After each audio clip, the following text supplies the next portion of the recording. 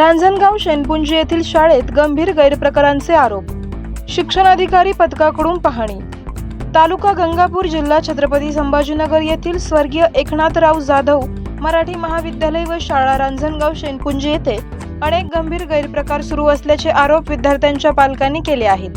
पालकांच्या आरोपानुसार शाळेतील काही शिक्षक स्वतःचे हित साधण्यासाठी विद्यार्थ्यांना पुढे करून दबाव आणतात. एकाच वर्गात बसवले जाते. तिसरी व चौथी इयत्तेची मुले एकाच खोलीत शिकवली जात असल्याचा प्रकार समोर आला. तसेच विद्यार्थ्यांना टीसी, स्थानांतरण प्रमाणपत्र देण्यास टाळाटाळ, पैसे भरूनही पावती न देणे असे प्रकार उघड असल्याचा आरोप आहे. शिक्षकांकडून आम्हाला पगार मिळत नाही, पगार सुरू करून द्या असे सांगितले जाते. मात्र विद्यार्थ्यांकडून घेतलेले पैसे काही शिक्षक व कर्मचाऱ्यांकडे ठेवले जात असल्याचा आरोप पालकांनी केला आहे. शाळेतील स्वच्छतेची अवस्था अत्यंत दयनीय असून मुताऱ्यांचे पाणी उघड्यावर सोडले जाते. यामुळे दुर्गंधी पसरली जाते. पाण्याच्या टाकीला झाकण नाही. अनेक ठिकाणी ट्यूबलाईट बंद आहेत. तसेच शाळेत कोणतीही नियमित स्वच्छता केली जात नसल्याचेही निदर्शनात आले आहे.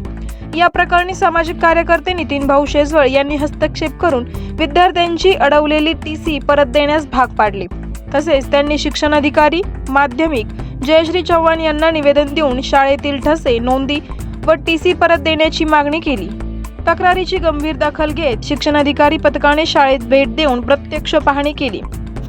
पाहणी अहवालानंतर संबंधित शाळा व्यवस्थापनावर कारवाई होणार का याकडे पालक व नागरिकांचे लक्ष लागले आहे.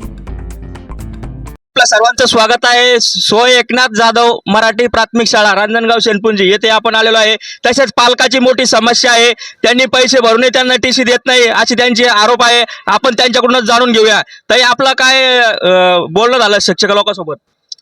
आम्ही ॲडमिशन करायसाठी आलो होतो, तर त्या मॅडम म्हणल्या ॲडमिशन का 2500 रुपये फी आहे. मग त्या आणखीन म्हणल्या की 3.5 आहे. मग मंगळसूत्र ठेवून माझं कानी गाण त्याला फी दिली आम्ही सर. मग त्याला म्हणलं पावती द्या. नाही म्हणे आमच्यावर भरोसा नाही का. माझ्या मुलाचं 1 वर्ष वाया घातलं त्याने. 12 महिने झाले टिशा मागावली, हे काय देणार. हे म्हणायला लागले की फी भरा किंवा तुमचे किती मुलं या शाळेमध्ये आहेत? 2. आणि शाळेतले शिक्षक लोक तुम्हाला पुढे आणायला पाठवतात तुमच्या विद्यार्थ्याला? हा, माझ्या मुलीला म्हणलं होतं, पोरी होत्या सोबत त्याच्यात. म्हणे मम्मी मी शाळेत जात नाही म्हणे. ते सर म्हणे त्या पोरी जेवढं पैसे देतात आणि मला सोबत नेतात म्हणे. मम्मी मी जात नाही आणि उरलेले पैसे तुम्ही खा म्हणतात म्हणे. आणि सर माझं मंगळसूत्र ठेवून मिळाले, त्याचे पैसे दिले आणि माझ्या मुलाचं 1 वर्ष वाया गेलं सर. आणि टीशा द्यायच नाही लागले ते. तसेच आपल्यासोबत मुलीचे वडील देखील आहेत. सर, आपण कोणत्या कंपनीत काम करता? सर मी गुडियरमध्ये काम करतो. वुडवर कंपनीमध्ये कामगार म्हणून काम करता? हा, कंपनीमध्ये. आजपर्यंत आपण किती पैसे भरले शाळेसाठी? कमीत कमी 6-6.5 रुपये भरले. आता मग टीसी द्यायला नाही म्हणत आहेत का? टीसी द्यायला आज 12 महिने झाले. आतापर्यंत म्हणतात देऊ म्हणतात 8,000 रुपये भरा नंतर देऊ.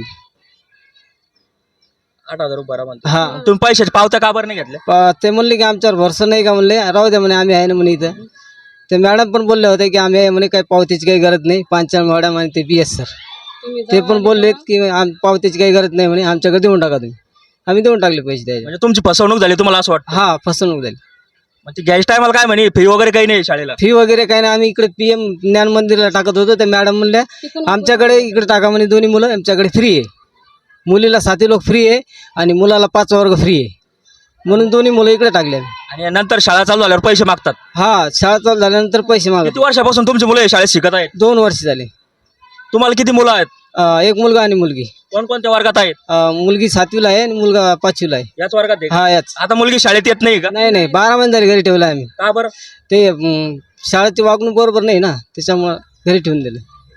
आपण पाहत होतात हिंदवी न्यूज मध्ये पालक वगैरे अतिशय गरीब कष्टकरी पोट भरण्यासाठी रांजणगाव मध्ये आलेले आहेत व त्यांना वाटलं आपल्या विद्यार्थ्यांना कुठेतरी शाळेत सुशिक्षित करावं म्हणून त्यांनी स्वर्गवासी एकनाथ जाधव मराठी महाविद्यालयामध्ये त्यांनी प्रवेश घेतला व ते 8 घंटे सीएट कंपनी येथे नामांकित कंपनी असल्यामुळे तिथं कंपनीत कॅज्युअलमध्ये काम करतात व त्यांनी 8-8 तास 12-12 तास ओव्हर टाईम करून 1 ना 1 रुपया जमा करून या शाळेसाठी त्यांनी पैसा जमा करण्याचं काम केलं तरी त्यांना शाळा टीसी देत नाही. तसंच आपण हे मुख्याध्यापक मॅडम यांच्याकडूनही जाणून घेणार आहोत पुढं.